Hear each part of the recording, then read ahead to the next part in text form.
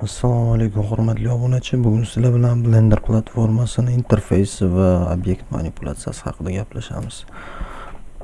Bundan oldingi urokimda men Blender platformasini o'zimizning shaxsiy kompyuterimizga o'rnatishni ko'rsatganman. Mana bu yoqda podskaska chiqadi. Agar ko'rmagan bo'lsangiz ko'rishinglarni tavsiya qilaman. Blender interfeysiga keladigan bo'lsak, ushbu programmani ochganingizda sizlarda birinchi chiqadigan oyna bu splash screen deb nomlanadi. Ko'rib turganingizda mana shu oyna splash screen.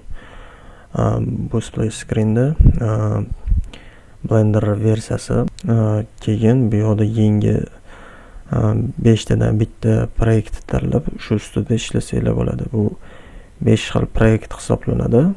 Bular general, bu biz keyingi darslarimizda ishlaydigan proyekt turi. 2D animatsiya, sculpting, bu haykaltaroshlik degani, o'zbekcha tilda, va FX bu vizualniy effektlar. Vizualniy effekt bu kinolarda ko'rgan bo'lsanglar, portlashlar, har xil o'q otilishlari, o'shalar vizualniy effektga kirib ketadi hammasi.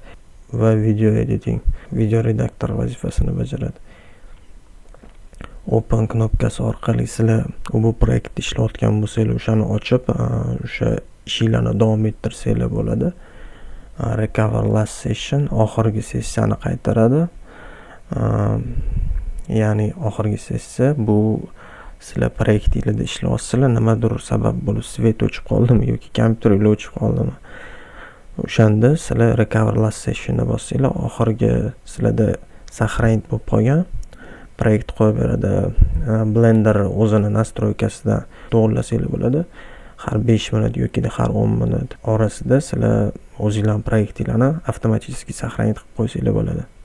Bu ishni o'zi asosan kompyuter qiladi. Sizlar buni qo'l bilan qilishingiz shart emas.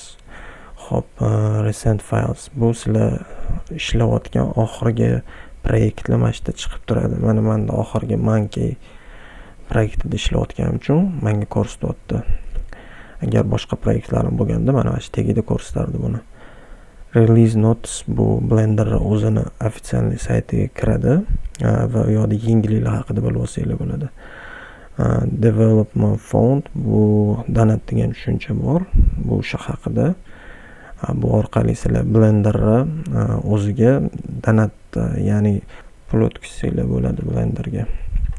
Xo'p, ushbu oynadan chiqib ketish uchun oynani chetini bu joyga bossanglar, oyna yopiladi va sizlar avtomatik general proyektga kirib ketasizlar.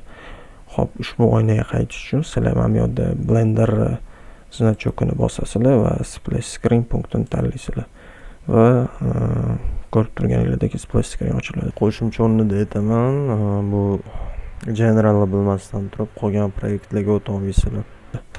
Generalga qaytamiz va interfeysga keladigan bo'lsak, Blenderda o'zi 3 ga bo'linadi interfeys. Tepada top bar deb nomlanadi. Bu yoq middle panel, biz ishlaydigan joy, va pastda status bar. Mana bu change frame box, select pen view, bular status bar eng pasti. Biz mana tepadagi top bar bilan middle panelni darslarimiz davomida sekin o'rganib keturamiz.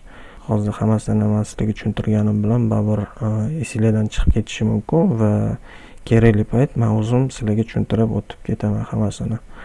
Xo'p, mana bu pastda status bar joylashgan. Status bar 3 ga bo'linadi. Birinchisi bu xabar beruvchi panel.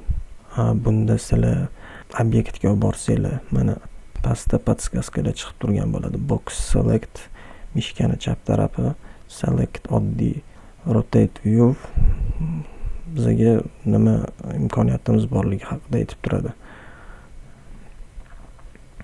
Xo'p, bu yoqda mana bu yerda info panel deb nomlanadi. Bizga har xil xabarlarni ko'rsatib turadi.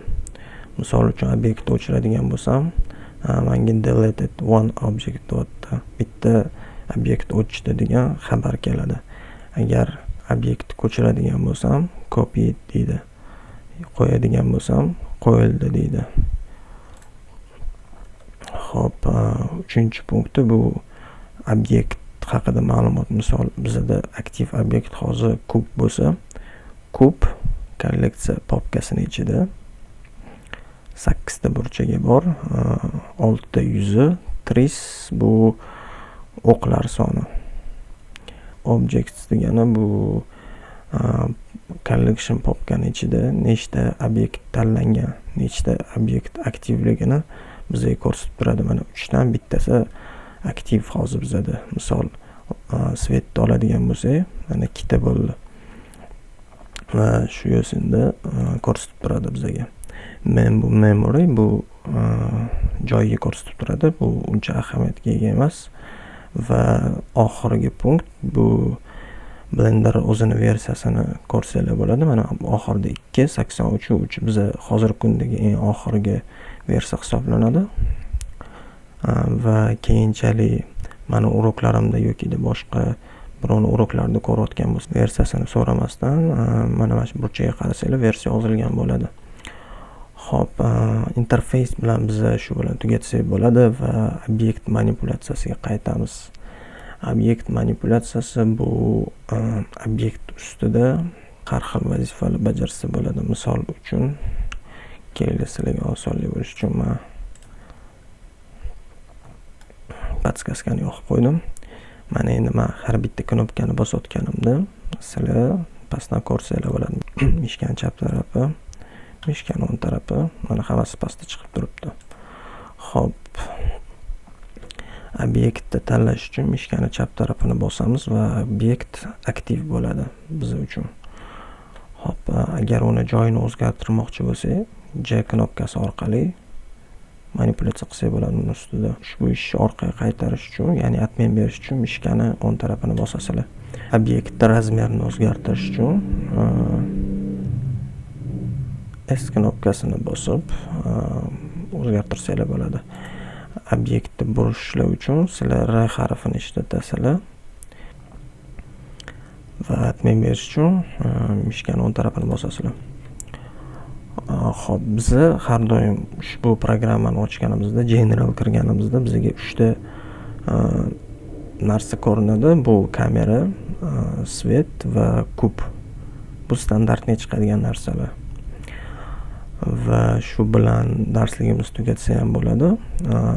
Kelgusi darslarda biz harakatlanish va ob'yekt yaratish haqida gaplashamiz.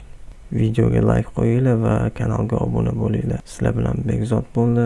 Kelgusi darslarda ko'rishguncha xayr.